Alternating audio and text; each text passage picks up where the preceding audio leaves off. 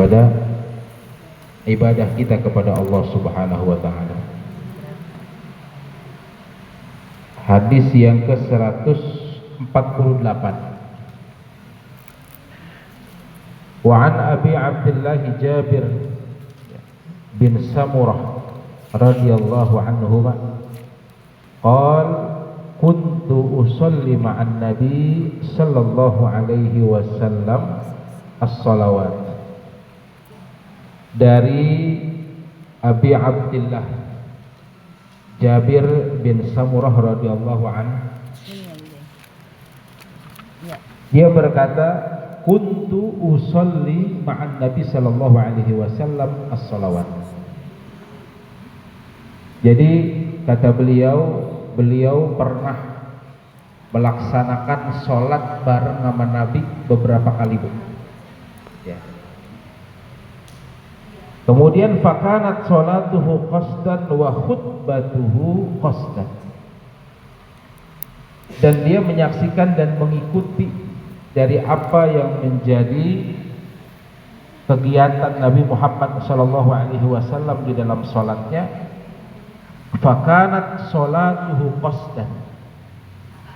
Jadi kata beliau, Nabi itu kalau sholatnya itu sedang aja, Bu. Dibilang cepat enggak, dibilang lama juga enggak. Jadi kalau misalkan kita sholat, ya harus qasdan sesuai dengan apa yang dicontohkan oleh Nabi Muhammad SAW. Maka apa yang dimaksud dengan qasdan di sini, jangan sampai kita terbebani dengan sholat kita, Bu. Misalkan sholat maghrib rakaat pertama baca surah Al-Baqarah. Kapan kelar itu maghrib? Sampai isya mungkin. Rakaat kedua dia baca surah Ali Imran misalnya. Nemen-nemen mentang-mentang hafal kan begitu. Artinya apa? Al-iqtisad fil ibadah, menyederhanakan sholat itu adalah bagian dari apa yang telah dicontohkan oleh baginda Nabi besar kita Muhammad sallallahu alaihi wasallam. Jadi qasdan udah secukupnya, semampunya, Bu. Kemudian wa khutbatuhu qasdan. Sama halnya ketika beliau sedang berkhutbah. Jadi kalau misalkan kita, ya mungkin suami kita kiai, ustadz yang sering diamanahkan untuk menjadi khatib Jumat, jangan lama-lama. Ya, 20 menit itu udah maksimal. Kalau udah lebih dari itu, jamaahnya itu rada bete biasanya, bosen. Pernah saya sholat di salah satu masjid di daerah Cikarang, jam 1 baru kelar. 1 panjang banget tuh. Yang di dalam pakai AC, yang di luar kena panas. Kalau panas pagi seperti halnya sholat Id, masih mending dah, mataharinya mah rada enakan dikit, Bu. Lah kalau udah rada sedang penter-penternya itu bagaimana coba? Nah, ini kita harus perhatikan adalah kondisinya. Ya, maka apa yang disampaikan oleh Abu Abdullah, ya, ini menjadi satu, ya, upaya kita jangan sampai pertama ketika kita sholat terlalu lama. Jadi qasdan ini bukan berarti dipercepat, bukan. Yang sedang-sedang saja. Kan begitu, Bu? Iya. Dia tidak cantik, ya gitu. Iya kan begitu, yang sedang-sedang aja. Kecantikan juga banyak yang nyolek, repot terusan. Ya, artinya apa? Dalam ibadah Rasulullah Shallallahu Alaihi Wasallam memberikan contoh itu, ya. Ya, kalau yang kita hafal aja Bu, ya kita sholat misalkan sholat maghrib rakaat pertamanya at-takatsur, rakaat kedua al-asr, hafal cuma kulhu doang, udah kulhu aja dibaca.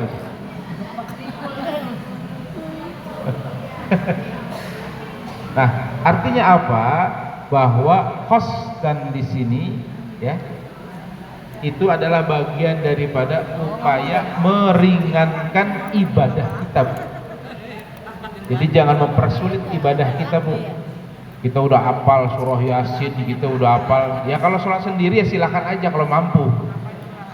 Tapi kalau sholat berjamaah, ya jadi imamnya, ya sama halnya ketika kita jadi imam misalnya. Kita qori, kenal qori, gitu kan?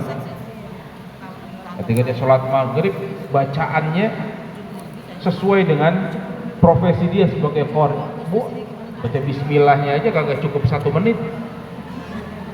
Ya, maka cukup tartil saja, tidak cepat, tidak juga terlalu lambat.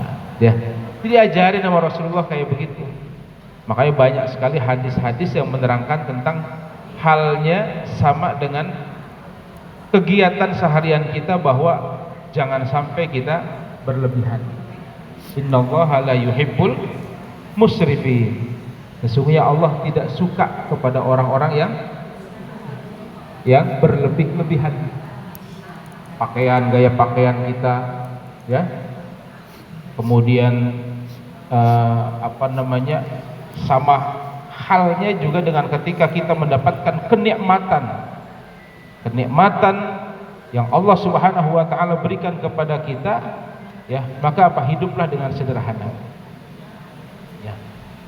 Jadi menyederhanakan apapun itu bukan berarti kita tidak menghargai dari pemberian Allah. Karena ada yang ngomong begini, ketika kenikmatan Allah berikan harta yang banyak, kita pakai, kita manfaatin, beli sesuatu yang memang kita pengenin. Enggak begitu, bukan. Ya. Kesederhanaan itu adalah bahwa setiap harta yang kita miliki kita jaga sesuai dengan amanah. Pakai seperlunya, ya. Kalaupun sudah tidak kita pakai, berikan kepada orang yang membutuhkan. Kalau ada kelebihan kenikmatan, ya, wa mimma razaqnahum yunfiqun. Ya. Jadi bersedekahlah, memberikan sebagian daripada rezeki kita untuk kita sedekahkan. Jadi jangan sampai berlebih-lebihan ketika kita melaksanakan sholat terlebih lagi, ya. Baik. Kemudian yang dimaksud dengan kalimat qasdan di sini, ya, bainal qawli wal qisr. Jadi antara panjang dengan ringkas, tengah-tengah berarti posisinya tuh. Ya. Ya, pokoknya intinya mah yang sedang sajalah. Ya. Jangan terlalu ini juga, ya. Jadi kalau misalkan kita, sekarang saya mau tanya Bu, kalau taraweh itu kita mau cari imam yang cepat atau yang lambat? Yang sedang aja Bu. Ya, iya. Kalau sekalian cepat, kita belum keburu bangun udah waladhdallin. Amin. Ya, nah itu, ya. Kemudian ada satu hadis lagi dari Abu Juhaifah, ya. Jadi an Abi Juhaifah Wahab bin Abdullah radhiyallahu an qala akhan Nabi sallallahu alaihi wasallam baina Salman wa Abi Darda. Jadi ada satu riwayat lagi dari Abu Juhaifah, yaitu Wahab bin Abdullah radhiyallahu an qala akhan Nabi sallallahu alaihi wasallam baina Salman wa Abu Darda. Jadi Nabi Muhammad sallallahu alaihi wasallam ini mempersaudarakan kepada Salman dan Abu Darda. Jadi Salman Al-Farisi ini beliau dari Persia, ya. Kemudian beliau datang untuk berhijrah ke Madinah Al-Munawwarah. Pas saat itu beruntung ya Salman ini bertemu dengan baginda Nabi besar kita Muhammad sallallahu alaihi wasallam. Jadi Salman Al-Farisi ini Ibu sekalian, beliau itu ahli apa kalau sekarang itu arsitek ya. Sekarang arsitek. Jadi dia punya rancangan yang luar biasa. Makanya kan Salman Al-Farisi itu terkenal dengan perang Khandaq. Ya. Jadi kalau misalkan kita ke Madinah ya, itu ada Masjid Khandaq yang memang parit ya. Parit itu dirancang oleh Salman Al-Farisi. Ya. Tentunya untuk menghindari daripada kepungan kaum kafir Quraisy pada saat itu. Beliau merancang. Nah, pada saat itu ceritanya di Madinah kan Salman ini sendirian, bingung, kagak punya saudara. Ya, luntang-luntung walaupun sudah ketemu Nabi Muhammad SAW. Nah, akhirnya Salman Al-Farisi ini bertemu dengan salah satu perempuan yang dia sukain. Ya, terus kemudian dia ngomong sama Nabi, ya bagaimana saya mau ngelamarnya tapi saya sendirian di sini ya Nabi. Akhirnya ada Abu Darda, ya dijadikan ini saudaramu. Nah, makanya Nabi Muhammad SAW pada saat itu ya mempersaudarakan antara Salman Al-Farisi dengan Abu Darda. Begitu senangnya mereka berdua. Dengan pedenya akhirnya Salman itu melamar daripada salah satu wanita yang ada di Madinah Al-Munawwarah. Itu cerita singkatnya kayak gitu. Ya. Kemudian yang selanjutnya memang Abu Darda ini terkenal dengan kealimannya. Ya. Jadi terkenal dengan kealimannya. Kenapa? Beliau tuh udah gak mikirin dunia lagi. Wah, pokoknya ibadahnya sangat luar biasa.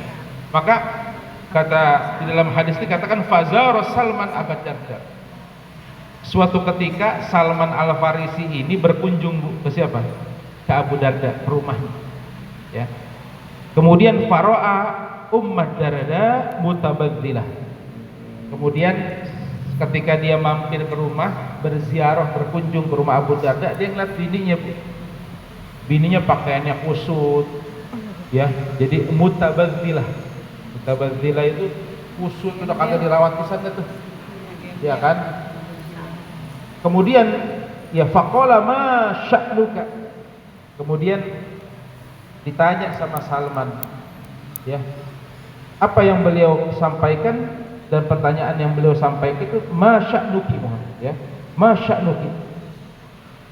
Mengapa engkau ya keadaannya seperti ini bahasanya. Kenapa?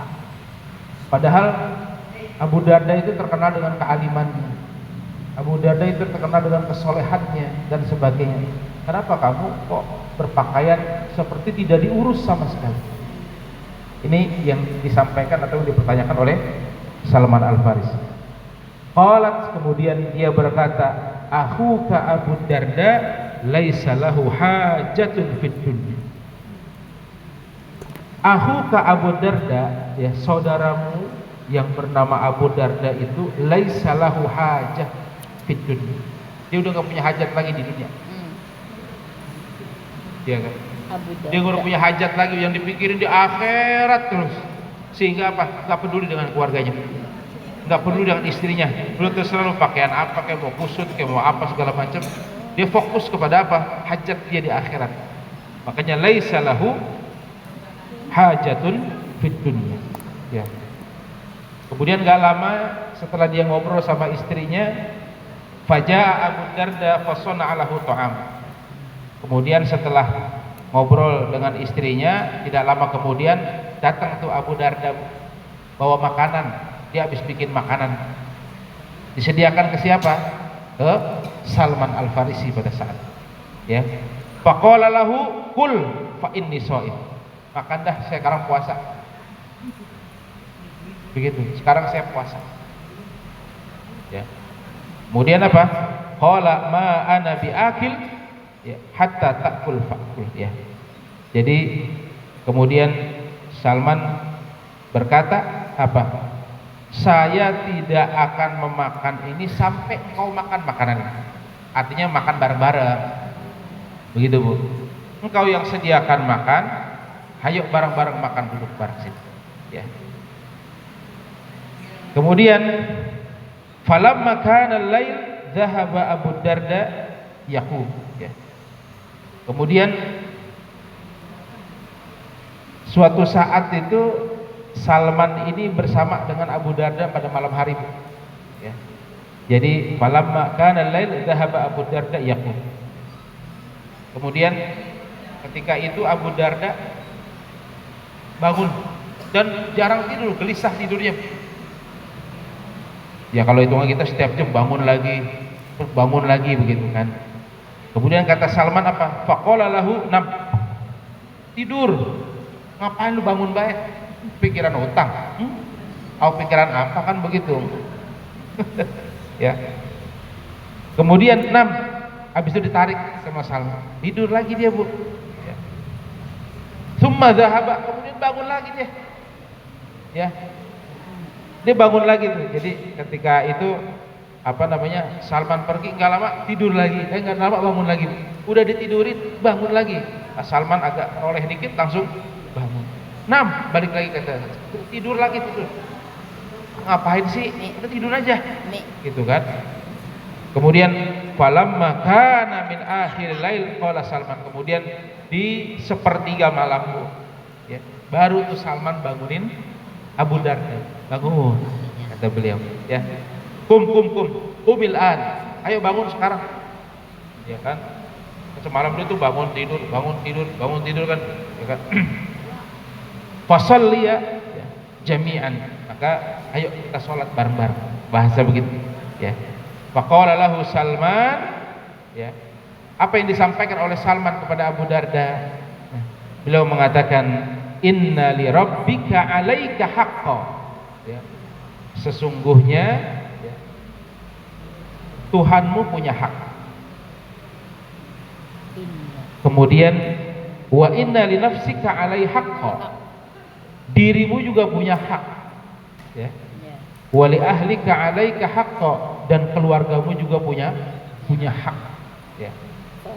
Fa'ti kulla dzi haqqin haqqahu, maka penuhilah hak-haknya semuanya.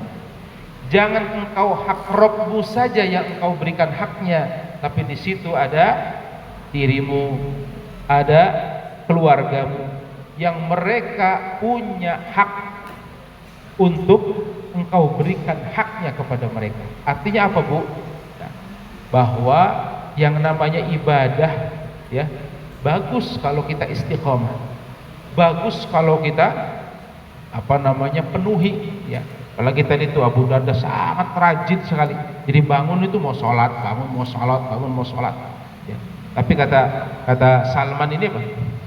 Beliau mengatakan bukan hanya Rabb yang punya hak untuk kau beribadah di dalamnya, ya. Memang itu merupakan kewajiban kita, tapi ada dirimu yang punya hak. Kau harus istirahat. Jangan sampai engkau puasa terus menerus. Kan begitu. Ada hak yang memang dipenuhi untuk apa, Bu? Agar stamina, jasmani semua sehat, itu ada hak.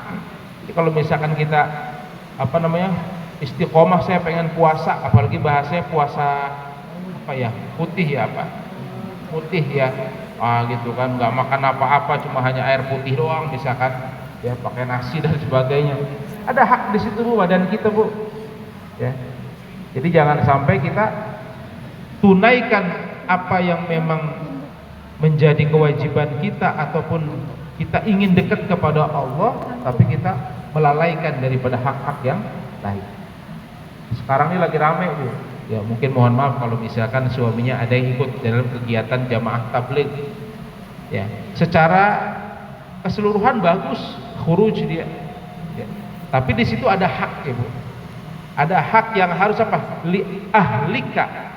Jadi kalau misalkan kita sudah memenuhi hak daripada keluarga kita, ya, maka silahkan dia khuruj, silahkan dia keluar, nggak ada masalah.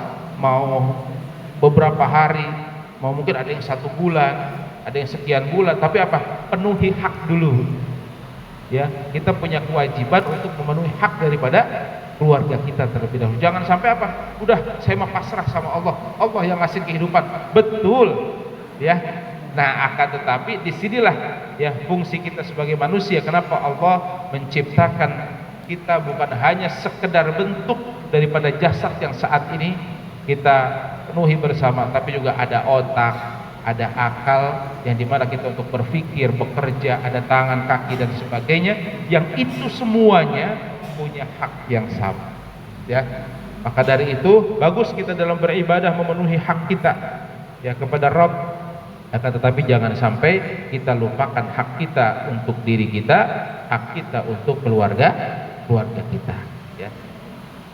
Maka kemudian fa'atan Nabi sallallahu alaihi wasallam wa dzakara dzalika lahu faqala Nabi sallallahu alaihi wasallam shadaqa Salman. Ya. Kemudian setelah itu ya besoknya ya, Abu Darda paginya itu mendatangi daripada Nabi Muhammad sallallahu alaihi wasallam. Kemudian Salman itu bercerita terkait dengan apa yang memang disampaikan oleh Salman. Apa kata Nabi sallallahu alaihi wasallam? Shadaqa Salman. Ya. Benar apa yang dikatakan oleh Salman. Artinya apa? Ya, dalam hadis ini kan bukan bicara tentang apa yang hanya disampaikan oleh Nabi Muhammad SAW. Ya. Apa yang dibenarkan ya, oleh para sahabat ketika mereka melakukan sesuatu dibenarkan oleh Nabi, itu bisa masuk dalam kategori hadis. Ya.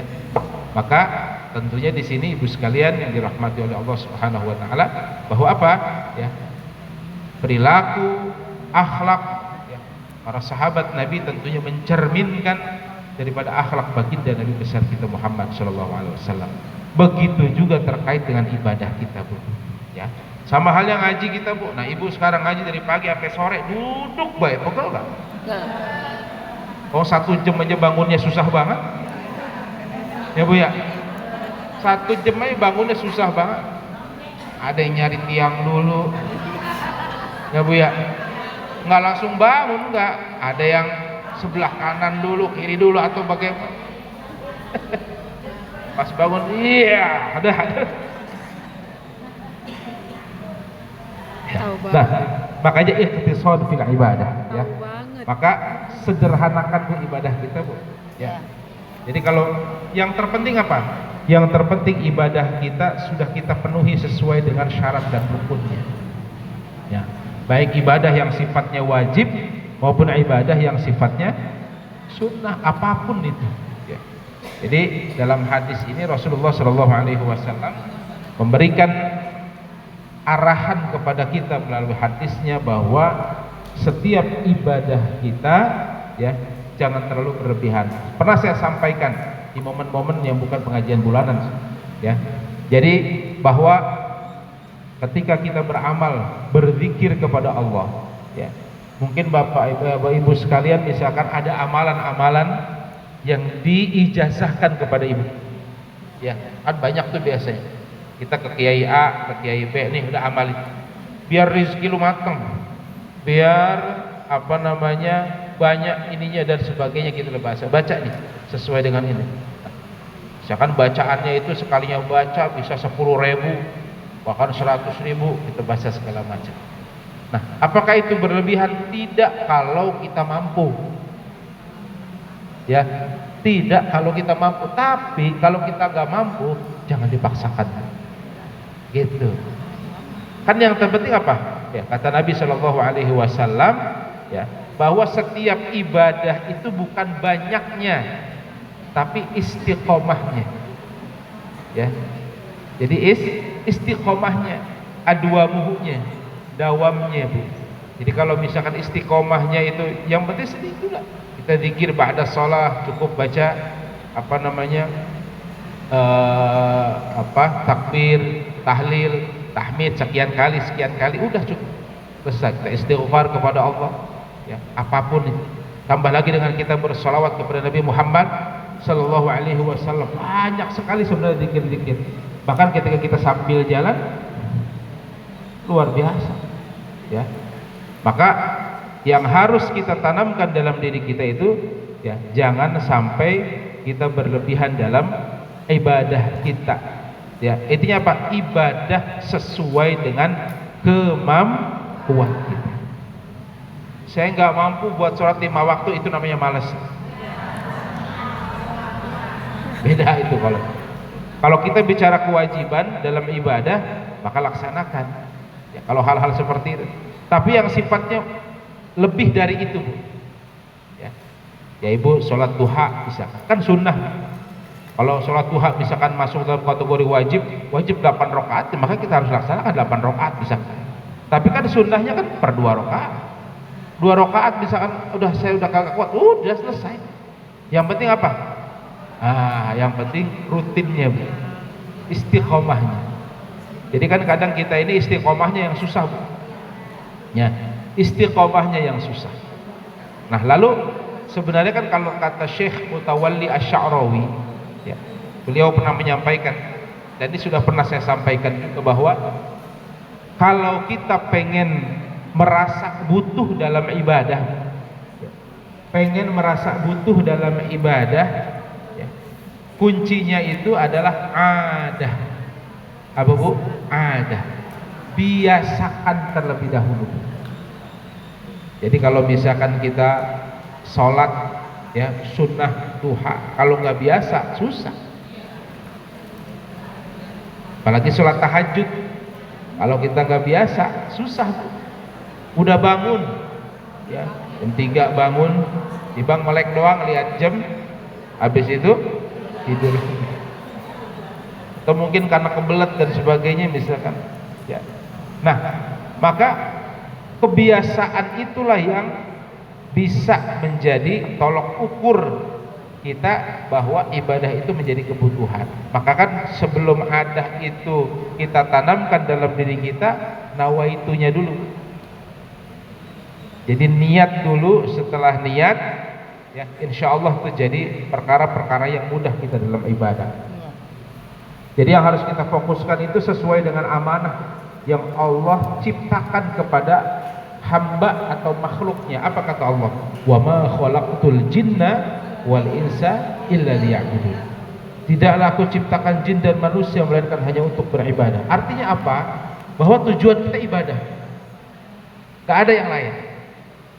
Jadi bagaimana kita bisa ciptakan semua aktivitas kita bernilaikan ibadah? Nawaitunya dulu, ya. Ibu datang kemari ngaji, pastikan orientasi ibu, oh iya ibadah ini salah satunya.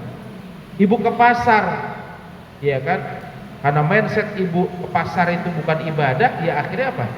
Tidak bernilaikan ibadah. Coba dari awal, kita ke pasar mau ngapain? Belanja kah? Dagang kah misalkan? Atau beli sesuatu untuk keperluan rumah tangga dan sebagainya. Kalau kita niatkan ibadah, maka menjadi ibadah. Selama tidak melanggar koridor syariat ajaran agama Allah, maka semua bisa bernilaikan ibadah kepada Allah. Kita berangkat dari rumah naik wasi, ya kan, baca zikir, ya, baca sholawat sambil jalan. Kayak kan biasanya apa? Kita keluar rumah itu jangan sampai lupa. Kadang kita keluar rumah sering lupa dengan kalimat tawakal kita kepada Allah. Bismillahirrahmanirrahim. Tawakkaltu 'ala Allah la haula wala quwwata illa billah. Jadi kita harus tawakal, Bu, ketika kita keluar rumah dengan menyebut nama Allah, aku tawakal kepadamu ya Rabb. Ya. Jadi ketika kita keluar tawakal, apapun yang terjadi, maka rahmat Allah, perlindungan Allah itu akan turun sama kita. Kalaupun misalkan di tengah jalan kita ketabrak misalkan, ada kecelakaan dan kita kena, paling tidak minimal, ya, kecelakaan tersebut itu membawa hikmah buat kita agar apa? Pertama bersabar. Ini kayak begini nih tuh.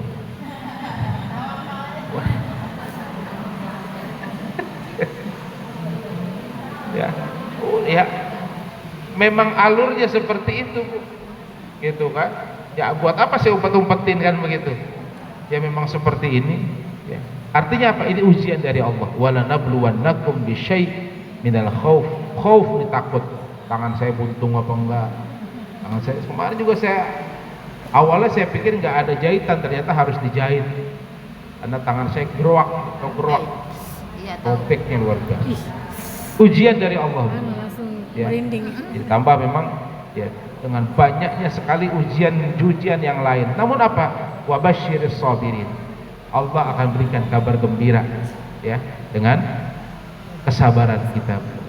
Jadi ujian yang Allah berikan pasti akan ada ganti yang Allah akan berikan. Itu hal yang terbaik buat kita. Ya, mudah-mudahan kita semua dijadikan oleh Allah hamba-hamba yang selalu istiqamah di dalam ibadah kepada Allah Subhanahu wa ta'ala. Amin ya rabbal alamin. Terakhir Ibu sekalian, sebelum tentunya saya tutup, kita harus ingat bahwa ada satu pesan ya. Pesan ini menjadi tolok ukur kita di dalam melaksanakan seluruh rutinitas kegiatan kita ya, terkhusus adalah kegiatan ibadah kita kepada Allah Subhanahu wa ta'ala. Ulama besar ya, beliau Syekh Ali Jum'ah ya, salah satu ulama besar di Mesir. Beliau pernah menyampaikan bahwa kalau kita dalam beribadah yang harus kita tanamkan itu adalah yang pertama kamalul hub ya. Tujuan ibadah kita itu adalah untuk menyempurnakan rasa cinta kita kepada Allah. Yang kedua adalah kamaladzul ya, yaitu menyempurnakan kerendahan diri kita kepada Allah. Dua poin ini harus kita tanamkan, karena itu adalah bagian daripada perkara tujuan kita di dalam ibadah kita kepada Allah. Kalau ibadah sholat kita ya rajin, tapi kita rajin maksiat, maka sholat kita itu pastinya tidak diterima. Kita tahu bahwa sholat itu apa? As-sholat, inna sholata tanha 'anil fahsya wal munkar. Ya, perkara ketika kita melaksanakan sholat maka hasilnya adalah kita bisa amar ma'ruf nahi munkar. Kita bisa melaksanakan apa yang menjadi perintah Allah dan menjauhi daripada apa yang dilarang oleh Allah Subhanahu wa ta'ala.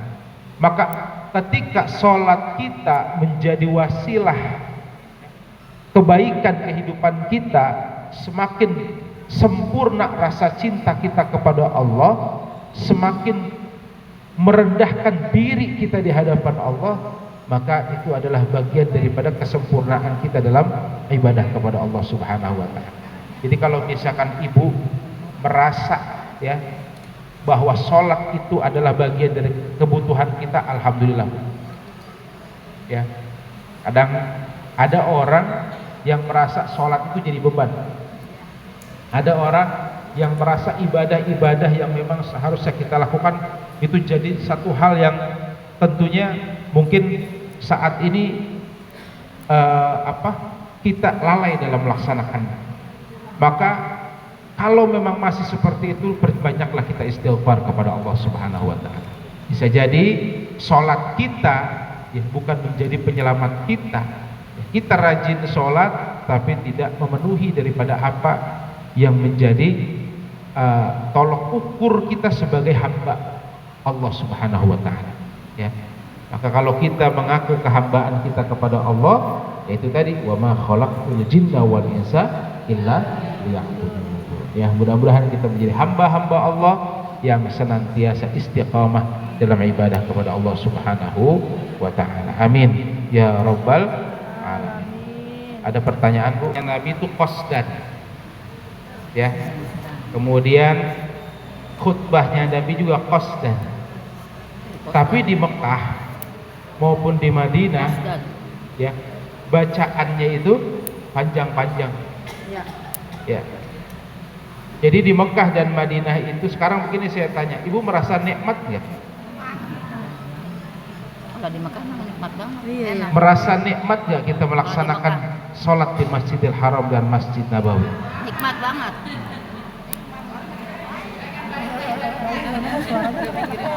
Kalau kita merasakan kenikmatan, makanya dari awal tadi saya bilang, ketika kita diijazahkan sama guru kita, sama kiai kita, zikir kita sekian ribu, sekian puluh ribu, kalau memang kita mampu silahkan.